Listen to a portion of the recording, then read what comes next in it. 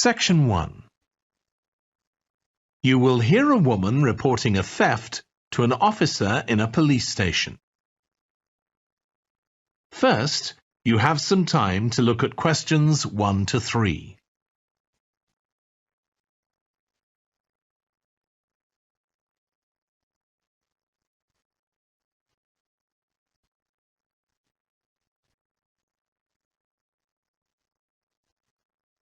You will see that there is an example that has been done for you.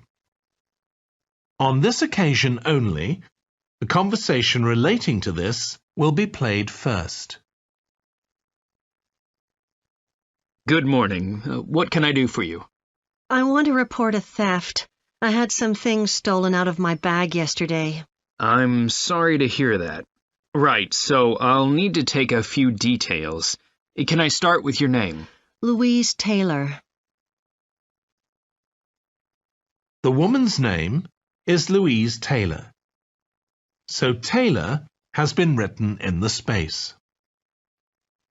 Now we shall begin. You should answer the questions as you listen because you will not hear the recording a second time. Listen carefully and answer questions 1 to 3.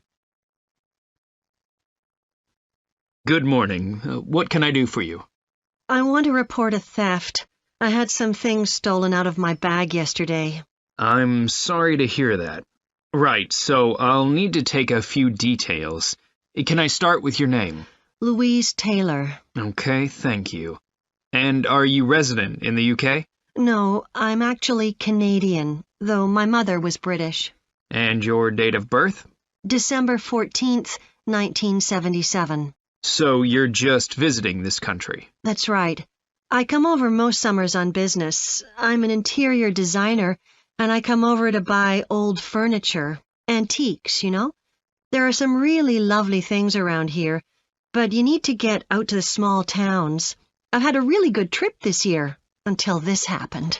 Okay. So you've been here quite a while? Yes, I'm here for 2 months. I go back next week. So, may I ask where you're staying now? Well, at present, I've got a place at Park Apartments. That's on King Street. I was staying at the Riverside Apartments on the same street, but the apartment there was only available for 6 weeks, so I had to find another one. Okay. And the apartment number? 15. Right. Before you hear the rest of the conversation, you have some time to look at questions 4 to 10.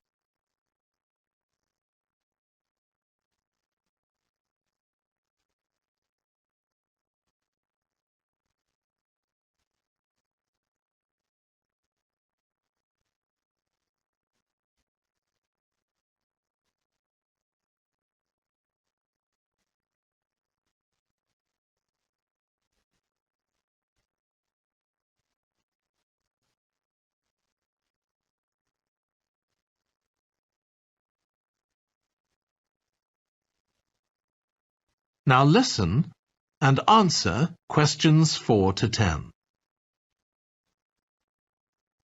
Now, I need to take some details of the theft.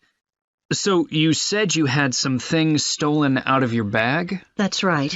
And were you actually carrying the bag when the theft took place? Yes, I really can't understand it. I had my backpack on, and I went into a supermarket to buy a few things, and when I opened it up, my wallet wasn't there. And what did your wallet have in it? Well, fortunately, I don't keep my credit cards in that wallet. I keep them with my passport in an inside compartment in my backpack, but there was quite a bit of cash there, about £250 sterling, I should think. I withdrew £300 from my account yesterday, but I did a bit of shopping, so I must have already spent about £50 of that. Okay. At first I thought, oh, I must have left the wallet back in the apartment. But then I realized my phone had gone as well. It was only a week old, and that's when I realized I'd been robbed. Anyway, at least they didn't take the keys to my rental car. Yes. So you say the theft occurred yesterday. Yes. So that was September the 10th? And do you have any idea at all of where or when the things might possibly have been stolen? Well, at first I couldn't believe it because the bag had been on my back ever since I left the apartment after lunch. It's just a small backpack, but I generally use it when I'm traveling because it seems safer than a handbag. Anyway, I met up with a friend, and we spent a couple of hours in the museum. But I do remember that as we were leaving there, at about 4 o'clock, a group of young boys ran up to us, and they were really crowding round us, and they were asking us what time it was. Then, all of a sudden, they ran off. Can you remember anything about them? The one who did most of the talking was wearing a T-shirt with a picture of something. Let's see. A tiger. Right. Any idea of how old he might have been? Around 12 years old? And can you remember anything else about his appearance? Not much. He was quite thin. Color of hair? I do remember that.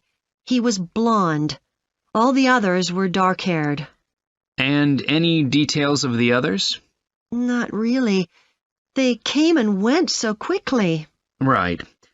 So what I'm going to do now is give you a crime reference number so you can contact your insurance company. So this is 10 digits. 87954 82361. Thank you. So, should I contact you? That is the end of section 1. You now have half a minute to check your answers.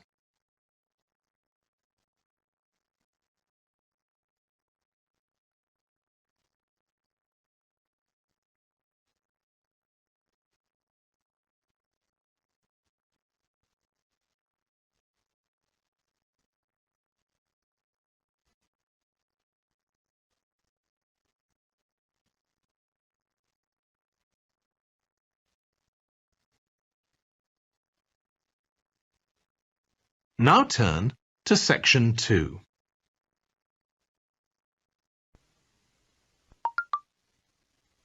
Section 2. You will hear a manager giving a welcome talk to a group of apprentices who are starting their training at the company. First, you have some time to look at questions 11 to 14.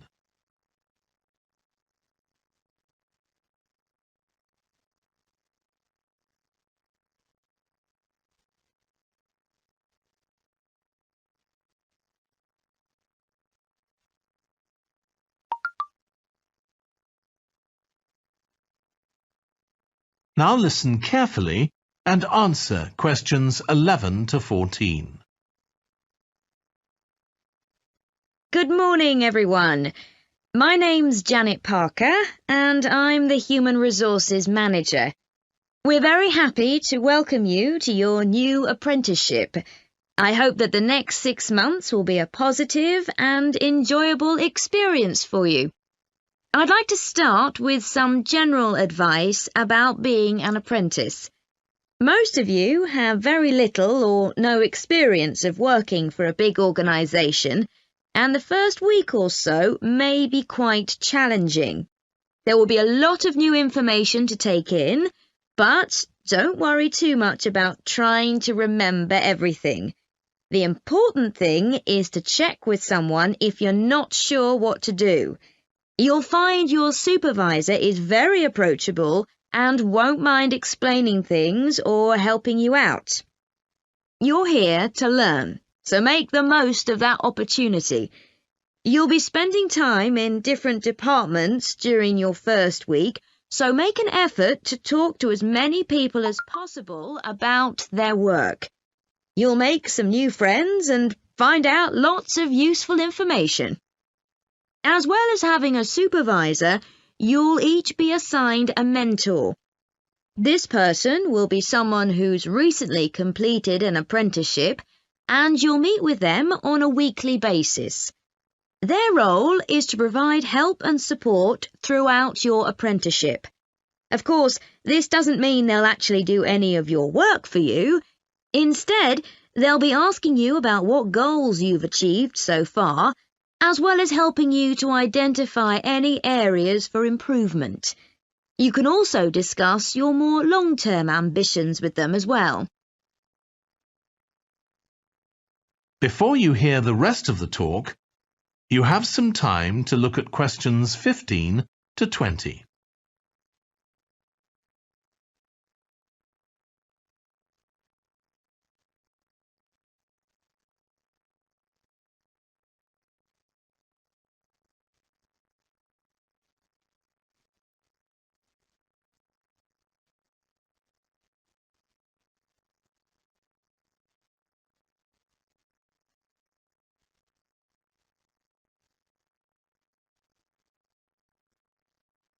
Now listen and answer questions 15 to 20.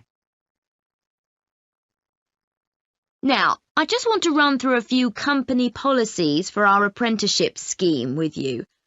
Most importantly, the internet. As part of your job, you'll be doing some research online, so obviously you'll have unlimited access for that. But please don't use it for personal use. You'll have your own phones for that. Some of you have already asked me about flexible working. After your probationary 3-month period, some of you will be eligible for this, but it will depend on which department you're in and what your personal circumstances are, so please don't assume you'll automatically be permitted to do this. I want to make sure there's no confusion about our holiday policy. Apart from any statutory public holidays, we ask that you don't book any holidays until after your 6-month apprenticeship has finished.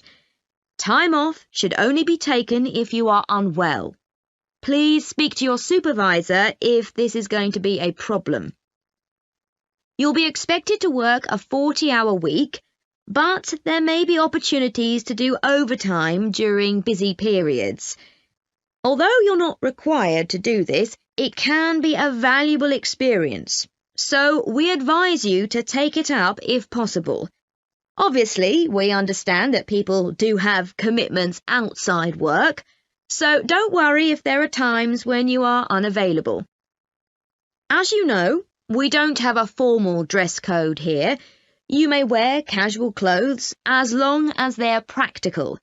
And the only restriction for shoes we have is on high heels for health and safety reasons. Comfortable shoes like trainers are preferable. There's a heavily subsidised canteen on site where you can get hot meals or salads cheaply. Snacks and drinks are also provided, so we've decided to introduce a no-packed lunch policy. This is partly to encourage healthy eating at work and partly to stop people from eating at their workstation, which is unhygienic. Okay, moving on to... That is the end of section 2. You now have half a minute to check your answers.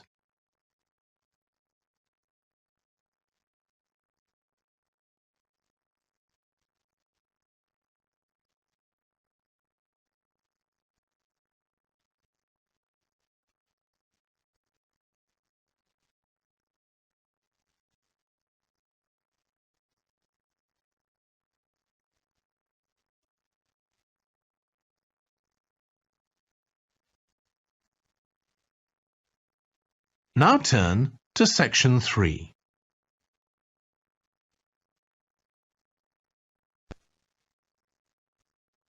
Section 3. You will hear two urban planning students, called Carla and Rob, discussing their presentation on cities built by the sea, following instructions from their tutor. First, you have some time to look at questions 21 to 25.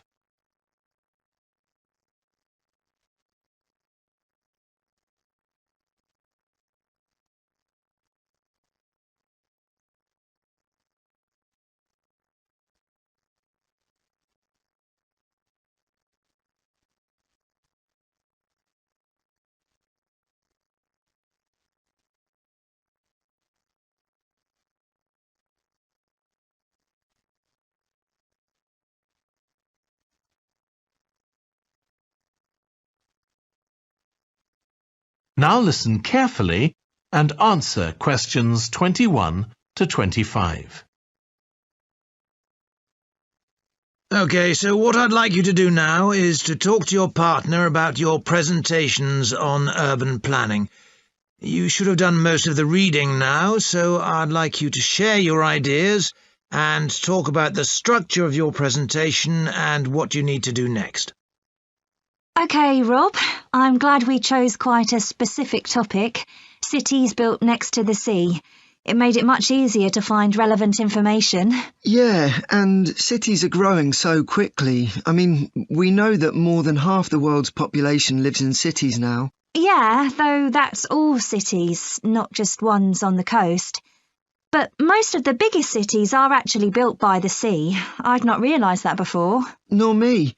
And what's more, a lot of them are built at places where rivers come out into the sea, but apparently this can be a problem. Why? Well, as the city expands, agriculture and industry tend to spread further inland along the rivers, and so agriculture moves even further inland up the river. That's not necessarily a problem, except it means more and more pollutants are discharged into the rivers. So these are brought downstream to the cities? Right. Did you read that article about Miami on the east coast of the USA? No. Well, apparently back in the 1950s, they built channels to drain away the water in case of flooding. Sounds sensible. Yeah, they spent quite a lot of money on them, but what they didn't take into account was global warming. So they built the drainage channels too close to sea level, and now sea levels are rising, they're more or less useless. If there's a lot of rain, the water can't run away. There's nowhere for it to go. The whole design was faulty. So what are the authorities doing about it now?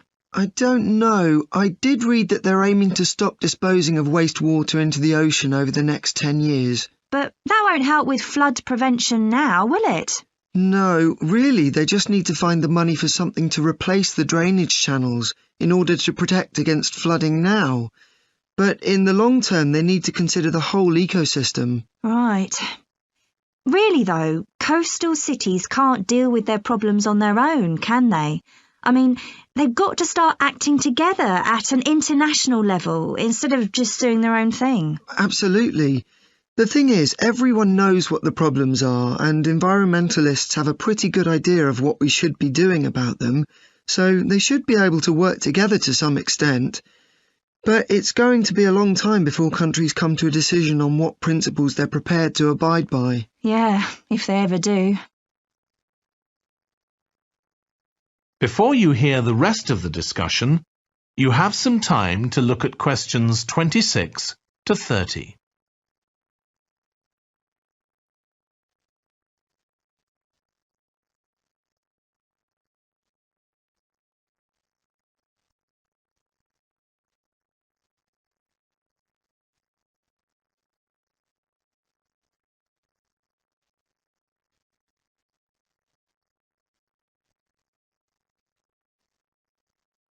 Now listen and answer questions 26 to 30. So, I think we've probably got enough for our presentation. It's only 15 minutes. OK, so I suppose we'll begin with some general historical background about why coastal cities were established.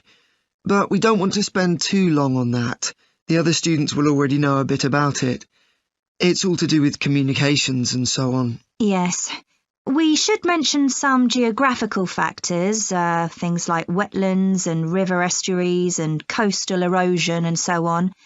We could have some maps of different cities with these features marked. On a handout, you mean? Or some slides everyone can see? Yeah, that'd be better. It'd be good to go into past mistakes in a bit more detail.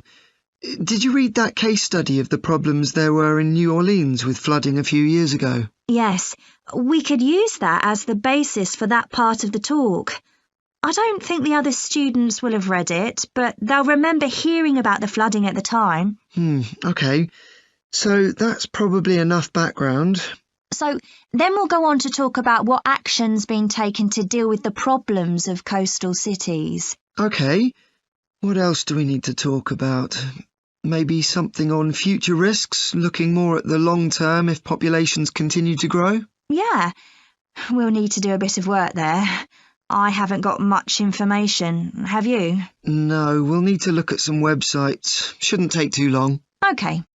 And I think we should end by talking about international implications. Maybe we could ask people in the audience. We've got people from quite a lot of different places. That'd be interesting, if we have time, yes. So now, shall we go on? That is the end of section 3. You now have half a minute to check your answers.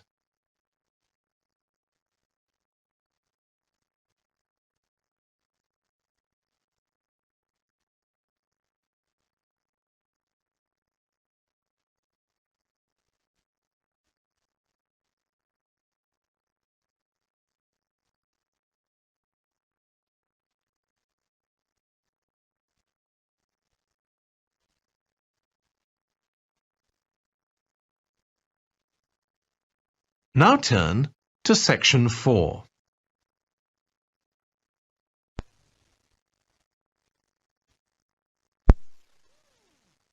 You will hear part of a lecture on renewable energy that uses the power of the sea. First, you have some time to look at questions 31 to 40.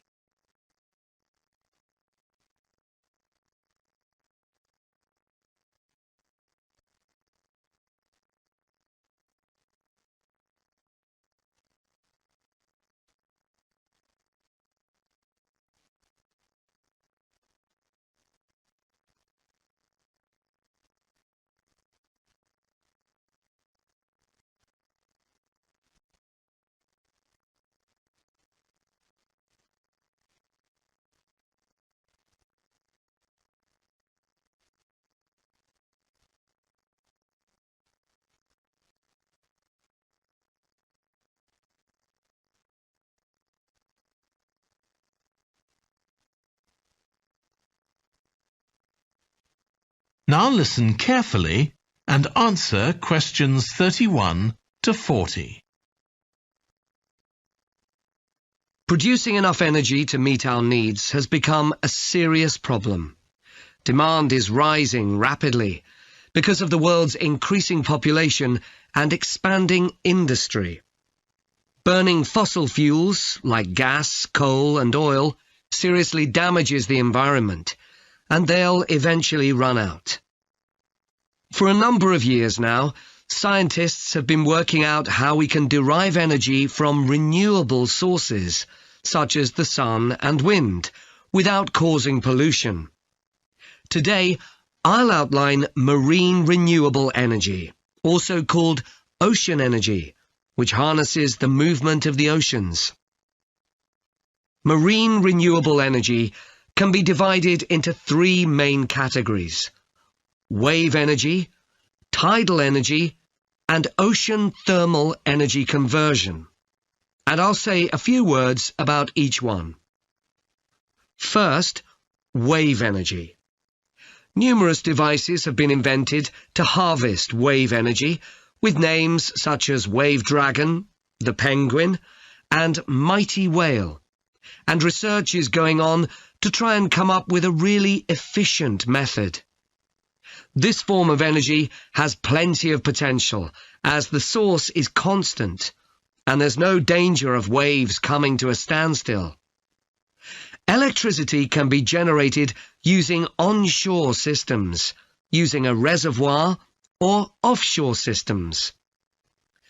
But the problem with ocean waves is that they're erratic, with the wind making them travel in every direction. This adds to the difficulty of creating efficient technology. Ideally, all the waves would travel smoothly and regularly along the same straight line. Another drawback is that sand and other sediment on the ocean floor might be stopped from flowing normally, which can lead to environmental problems.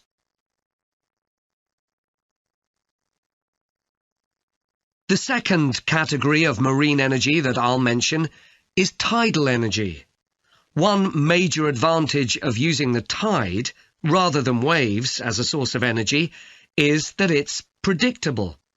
We know the exact times of high and low tides for years to come. For tidal energy to be effective, the difference between high and low tides needs to be at least 5 meters. And this occurs naturally in only about 40 places on Earth.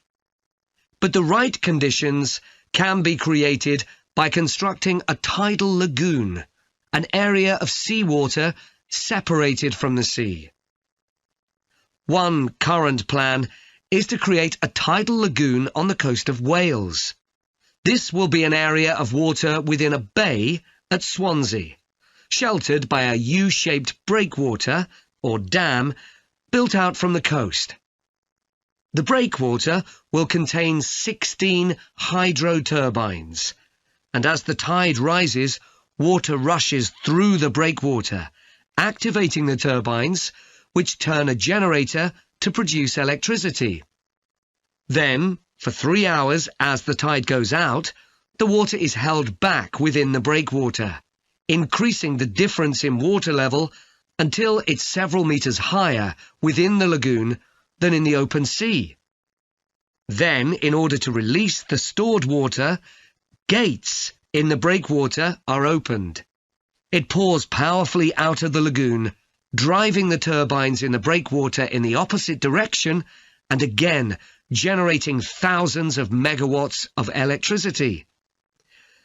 As there are 2 high tides a day, this lagoon scheme would generate electricity 4 times a day, every day, for a total of around 14 hours in every 24, and enough electricity for over 150,000 homes. This system has quite a lot in its favour. Unlike solar and wind energy, it doesn't depend on the weather.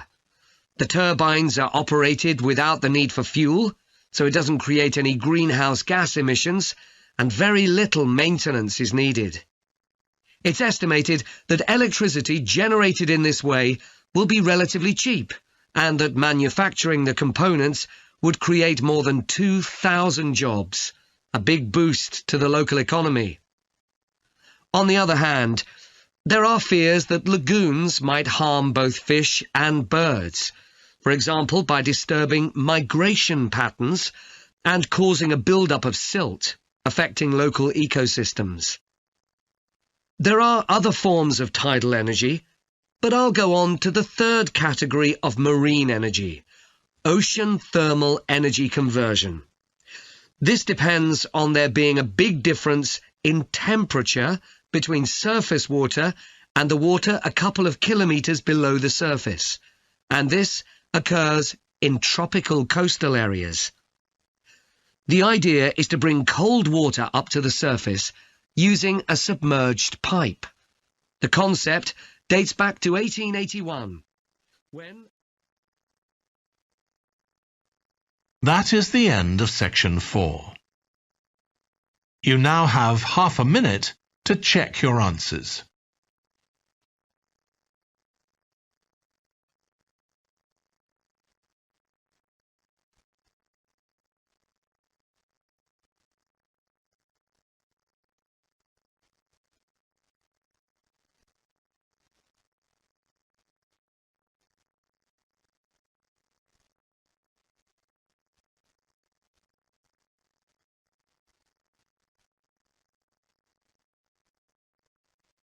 That is the end of the listening test. In the IELTS test, you would now have 10 minutes to transfer your answers to the answer sheet.